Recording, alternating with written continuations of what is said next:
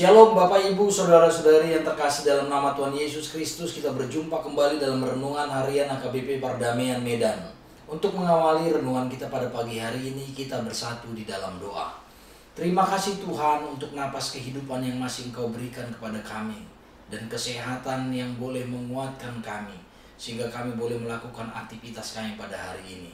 Kiranya Tuhan untuk memulai aktivitas ini, kami boleh mendengarkan firman-Mu melalui renungan ini, dan kami boleh dikuatkan, diteguhkan untuk melakukan segala aktivitas kami pada hari ini.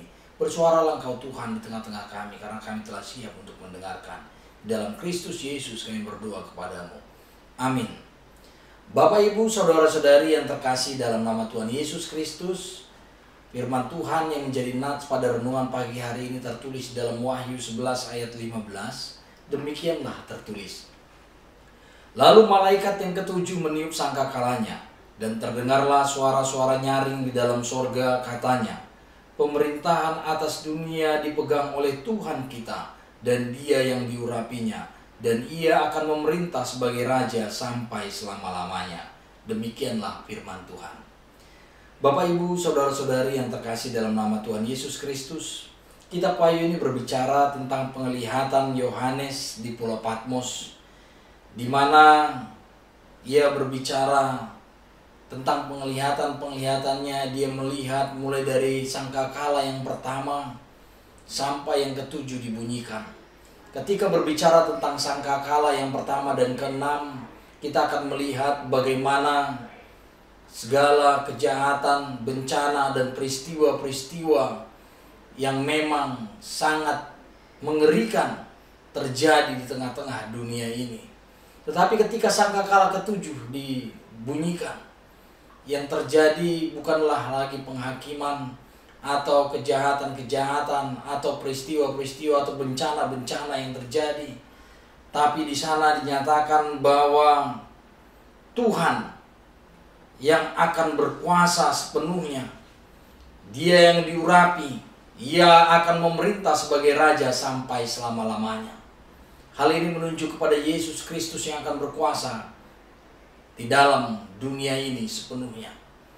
Oleh karena itu, ini menjadi pengharapan dan penghiburan bagi bangsa Yahudi pada saat itu, di mana orang-orang percaya pada saat itu mengalami banyak tekanan, di mana orang-orang percaya mengalami penderitaan karena imannya.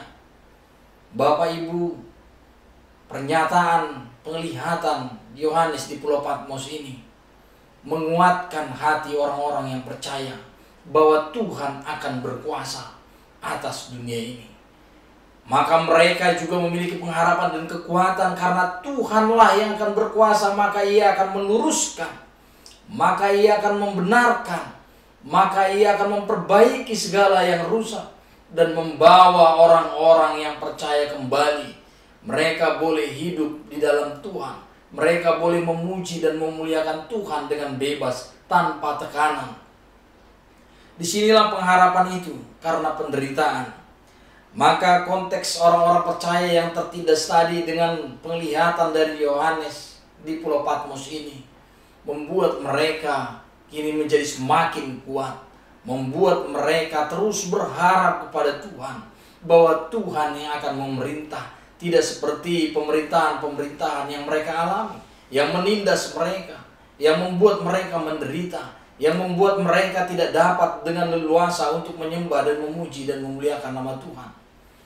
Oleh karena itu, kita syukuri di tengah-tengah pengharapan kita, bahwa Tuhan akan senantiasa menyertai kita, bahwa Tuhan akan senantiasa melindungi kita bagi setiap orang yang percaya, yang boleh menaruh harapannya hanya kepada Tuhan.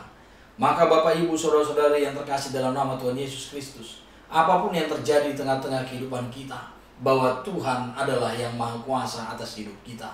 Oleh karena itu, cawan yang pertama sampai yang keenam mau mengatakan kepada kita bahwa di tengah-tengah dunia yang penuh dengan banyak peristiwa, kejahatan, bencana, dan lain sebagainya yang membuat kita lemah, tapi cawan ketujuh mengingatkan kita bagaimana Tuhan juga akan berkuasa atas kehidupan kita sepenuhnya. Maka kehidupan ini sepenuhnya adalah di dalam penyertaan Tuhan.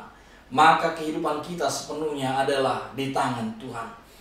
Jangan sungkan-sungkan ataupun ragu, Bapak Ibu Saudara yang terkasih. Apapun yang terjadi di tengah-tengah kehidupan kita saat ini, percayakan itu kepada Tuhan. Karena Dialah yang mempunyai kehidupan. Karena Dialah yang berkuasa atas kehidupan kita. Amin. Kita berdoa. Terpujilah Engkau ya Tuhan atas segala kasih setiamu dalam kehidupan kami. Kami yakin dan percaya Engkau ya Tuhan, yang menyertai, yang melindungi kami di tengah-tengah kehidupan kami. Sehingga kami tidak takut. Sehingga kami boleh melalui setiap peristiwa yang terjadi di tengah-tengah kehidupan kami. Baik kejahatan, baik suka maupun duka, bencana yang silih berganti ya Tuhan. Namun pengharapan yang Kau berikan itu mampu untuk menguatkan kami. Tetap bertahan untuk memuji dan memuliakan nama-Mu di tengah-tengah kehidupan kami. Ajarlah kami ya Tuhan untuk menjadi kuat, untuk berpengharapan bahwa Engkau lah yang memegang kendali atas semua ciptaan. Terpujilah Engkau ya Tuhan atas kasih setiamu yang menyertai setiap jemaat-Mu, dimanapun mereka berada yang saat ini sedang beraktivitas akan berangkat ke pekerjaan mereka masing-masing, dan juga yang di rumah atau juga yang dalam keadaan sakit. Tuhan berkati mereka, berikan kesembuhan, berikan kekuatan untuk mereka melakukan pekerjaan mereka dengan baik, sehingga itu boleh menjadi kehidupan bagi mereka, kesejahteraan bagi mereka untuk menopang kehidupan mereka masing-masing. Tuhan sertai kami. Kami serahkan hidup kami dalam tangan pengasihan-Mu. Ampunkan dosa dan pelanggaran kami. Dalam nama anak-Mu Tuhan Yesus Kristus kami berdoa kepadamu. Anugerah Tuhan Yesus Kristus dan kasih setia Allah Bapa dan persekutuan Roh Kudus yang menyertai kamu sekalian. Amin. Shalom, selamat beraktivitas. Tuhan Yesus memberkati.